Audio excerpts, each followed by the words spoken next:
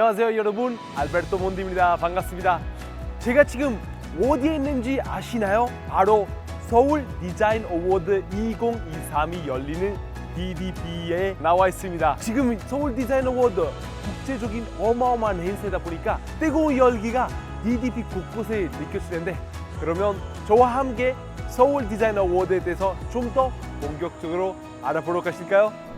서울 디자인 어워드는 도시뿐만 아니라 우리 일상의 문제들을 창의적인 디자인을 통해서 해결하려고 하고, 그리고 사람과 사람, 사람과 환경, 사회, 자연과 조화롭게 지속가능한 삶을 추구하는 디자인 프로젝트를 전시하는 행사입니다. 지난 3월 14일부터 6월 8일까지 거의 3개월 동안 총 46개국에서 356개의 프로젝트를 접수될 정도로 전 세계적으로 많은 디자이너들한테 엄청난 관심 받고 있는 어워드입니다. 올해는 좀 더 의미 있을 것 같은 이유는 시민상 수상자가 이제 국민 시민들뿐만 아니라 전 세계 시민들과 함께 뽑았기 때문입니다. 그래서 지난 15일 동안 한국 시민들과 전 세계 시민들과 함께 투표했는데, 오늘 그 투표의 결과가 바로 알려지는 이 현장에서 저도 나와 있어서 굉장히 두근거리고 너무나 기대가 됩니다. 네, 그래서 오늘 먼저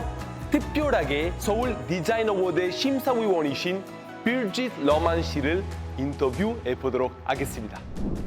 So it's a great pleasure to have here Birgit Loman.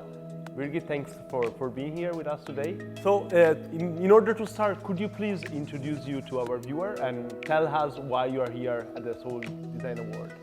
I'm very happy to be in Seoul today because it's an important day for the Seoul Design Award. We will officially do a ceremony and award designers and architects with an amazing prize, and designers and architects participating in this communication project. So I'm very happy to take part in this jury and to, let's say, a little bit given a European point of view to it. Yeah, probably. We are very happy to have you here as well.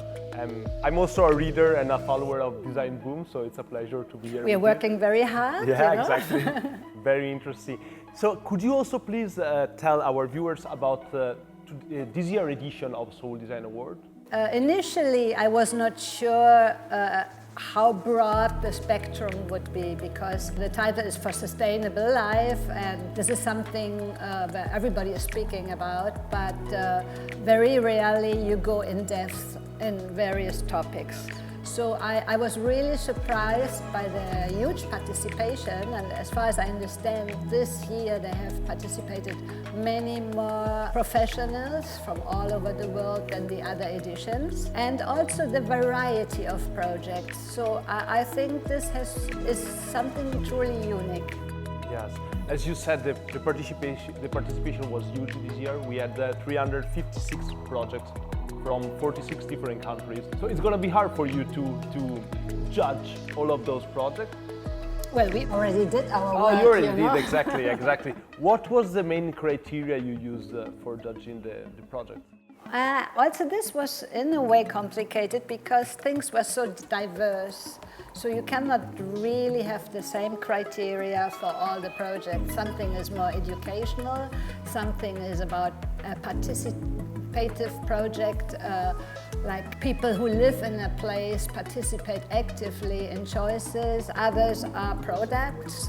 So I think we had quite a few criteria, and they were all very serious. So it took a long time, to be honest, and to look in every detail and to understand if it's a relevant and important project, and if it deserves to receive the prestigious Seoul Design Award. That's why people from different backgrounds and different countries participate in the jury. So it's good to have discussion, but at the very end it came out very naturally, very nicely. Yes. That's great. I'm very curious to know who will be the people awarded. As a founder of Designer Boom and as a designer yourself with a very long experience, when you look at a piece of design, do you have a personal criteria, a personal thing you look for? I must say we are trying to solve problems. And I think we give form to something. So if you're an architect or a designer or something, the form giving is very important. So if it's only a concept and it says it wishes to resolve a certain problem, and the form of how it's developed is not convincing, it's not a good designer project. So I still feel it's very important, communication, the form, the way how we can transmit it, the way how it can grow, how it's universal, acceptable for everybody. It's design is nothing exclusive, it's inclusive. So that's what I'm looking for. It's for sure probably the most important criteria. That's why lots of people believe design can actually help us to live better lives and have a more sustainable world, probably, because you are trying to solve issues, to solve problems. We must believe that, of course. And thank you very much, Birgit. I'm going to ask you the last question. Could you say something to our viewers, and if you could also say something to the designers who wish to participate in the next editions of the Seoul Designer Awards? I can advise to focus on something and to go step by step, learning by doing, verifying, because again, it's not about poor concepts, but it's already a step to a solution. It's something, I got training for many people to participate and to prove it's not a competition in the sense that you compete against others, but in a way you contribute together with others to a bigger theme. And I think this is very important. 저희 심사위원 빌짓 로만과 이렇게 얘기 나눠보니까 서울 디자인 어워드 참가한 디자이너 프로젝트들에서 굉장히 궁금해지는데요. 제가 이번에 수상자를 모셨습니다. So I have here with me Mr. Aika-chan from Thailand, who is one of the winners of this year's Seoul Design Awards. Aika-chan, thanks a lot for being here today. Could you please introduce yourself to our viewers? Thank you to Seoul Design Award and everyone who selected us and inviting us to today. It means a lot to everyone involved in this project. My biggest congratulations to your team for winning one of the awards. It must have been very hard, as there were lots of participants. I'd like to ask you, first of all, what's the reason that made you and your team create this piece of design? Okay, this project initiated from the client who are normally they do annual charity project for education in the short term, but then when they come to us, they're looking for a long term. And from then we started the project together, selecting the program and the site together to do this renovation of classroom makeover. Okay, could you please tell us in detail what is your project about? The project is, we are looking, the objective when clients look for us, they are looking for helping those underprivileged in society. So we select all the disabilities as a first criteria. Yes. And then because it's the first time we are doing this, so we have to try to cope down to not to go to multiple disability, but focus on certain disability. Yes. The client asks us, we just right away jump to the answer that doing something for visual impaired will be like more challenging, because normally in the profession for design, we're looking for someone who appreciates by seeing it. Exactly. But then when we design something for people who cannot see, can visualize, the thing from the first entering the room is challenging. Yes. That is the project, and then we further develop by have a workshop and consulting with many specialists, especially Ministry of Education in Thailand. And then it became the project that we renovate a classroom. Initially for a young blind to enter into school and try to convince them to move, because the perception of the local parents in Thailand, they have a very negative impact to the society, that they tell their kids not to move, otherwise they will get hurt. As they are disabilities, they are blind. Yeah. So and that's not only you made the children with visual disabilities go to school, but you also created an environment for them to be comfortable in the new classroom. Right? Yes, because when we first visited the room, we see many of the students facing down to the floor or facing to the wall and they don't move at all. So we curious and we asked the school principal and they told us about that. So and then how they fixed in the past, they put into a cushion room, put students in the cushion room. But it's not the ideal environment for students to move around. So we try to design something that all the surface in the room can be touched and they attract them in like inviting them to move further.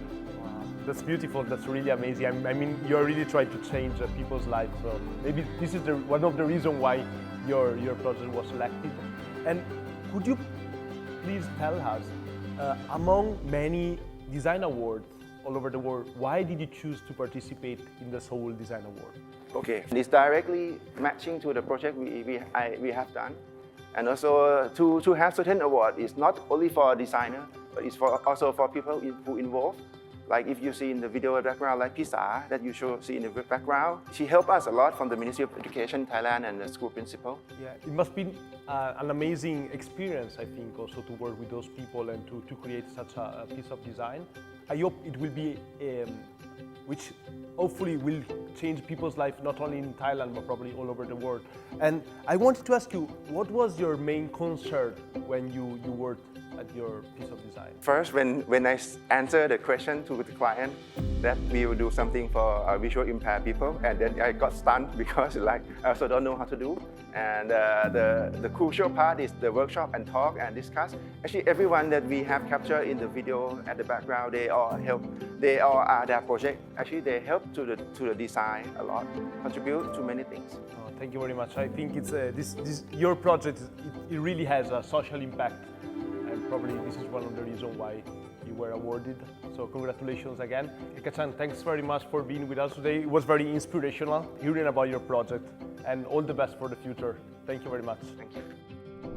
두 번째 수상자분을 모셔보겠습니다. 제리백 주식회사의 JY8 디자이너님 모시겠습니다. 반갑습니다. 네, 반갑습니다. 네, 안녕하세요. 네, 반갑습니다. 이번에 서울 디자인 어워드 2023에 출품하시고 수상하셨다는 거 네. 얘기 들었는데 진심으로 축하드리겠습니다. 네, 고맙습니다. 간단하게 디자이너님 작품에 대해서 좀 소개 부탁드려도 될까요? 주식회사 제리백은 아프리카 아이들이 이 물을 운반하는 과정에서 생기는 어려움에서 시작했었던 디자인 회사예요. 그래서 제리캔이라고 하는 앞에 보시는 이 물통을 보통 10살 이하의 어린이들이 물을 운반하는데 평균 1시간 반 정도 주로 머리를 통해서 제리캔을 운반하거든요. 이제 그러다 보니까 생기는 이제 그 신체적인 어려움, 두 번째가 교통사고에 대한 위험성이 있어요. 그래서 아이들이 물을 좀 더 안전하게 운반할 수 있는 방법을 좀 고민해보자 라고 이제 10년 전에 우간다에서 사업을 시작했었고, 지역의 분들하고 이제 지역의 여성분들의 이제 봉제 재봉틀을 이제 교육을 해서 그분들이 직접 제리캔 물통을 안전하게 운반하는 백팩을 만들고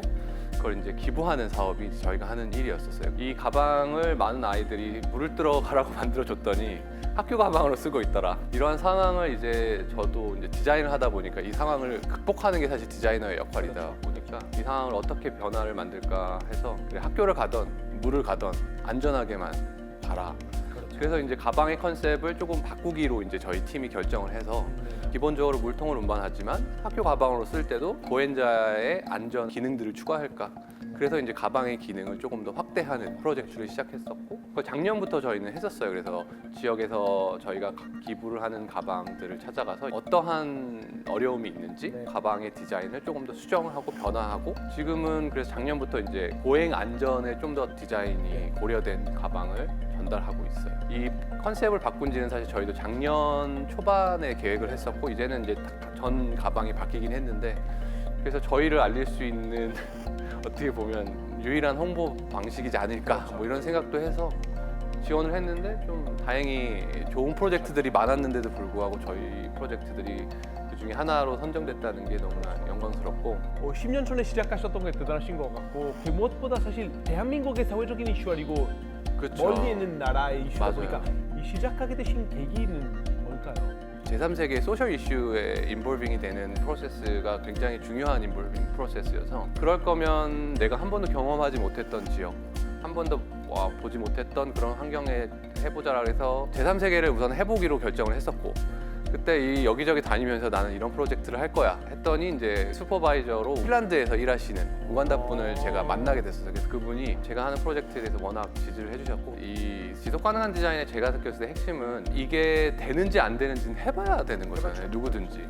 그리고 굉장히 오랜 시간이 걸릴 거고, 졸업을 하고 다시 우간다로 가게 된 거죠. 저도 우간다라는 곳이 뭐 한국이 처음에 오실 때 그 생소한 기분 그렇죠. 아시잖아요. 그래서 그거니까요. 우간다에 있는 그 재래시장에서 재봉틀 2개를 가지고 지역 주민들하고 이제 이런 가방을 만들기 시작했어. 벌써 10년이 됐었죠.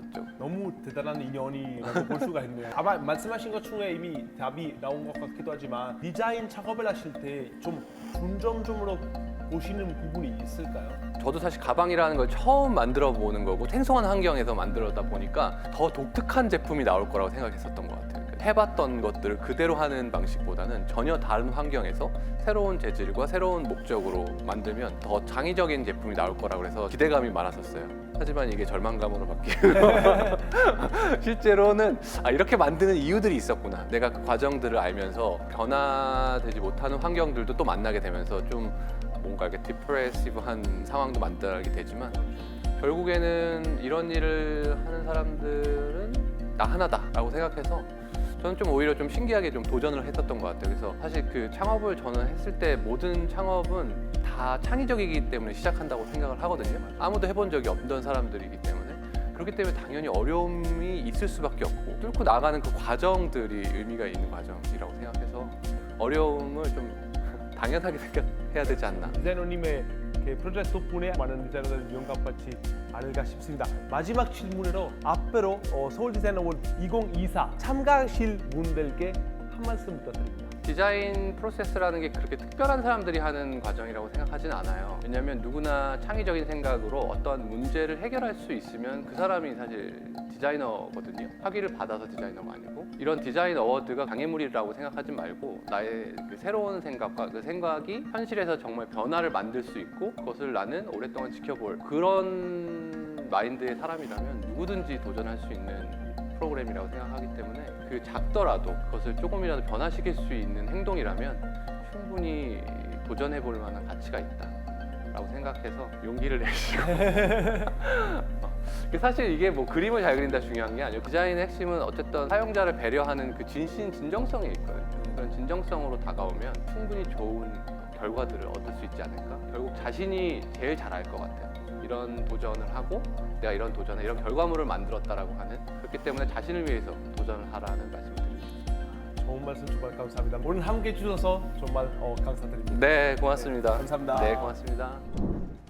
오늘은 정말 사람과 사회, 자연 환경을 다 고려해서 앞으로 지속 가능한 삶을 사는 게 우리 모두의 숙제인 것 같은데, 서울 디자인 어워드 통해서 여러 전문 디자이너의 시각을 볼 수 있어서 정말 의미 있고 색다른 경험이었던 것 같습니다. 저도 사실 원래 환경 보호에 관심이 많은데 바쁜 일상 속에서 살다 보니까 그때그때 항상 신경 쓰는 게 쉽지 않았던 것 같습니다. 근데 정말 우리 살고 있는 공간, 우리 사용하고 있는 물건들의 디자인 바뀌면 우리도 정말 훨씬 사람과 다른 사람, 사람과 자연을 조화롭게 고려하는 삶을 좀 더 쉽게 살 수 있을 것 같습니다. 오늘 함께 해주셔서 감사합니다. 저는 알베르토였습니다. 감사합니다.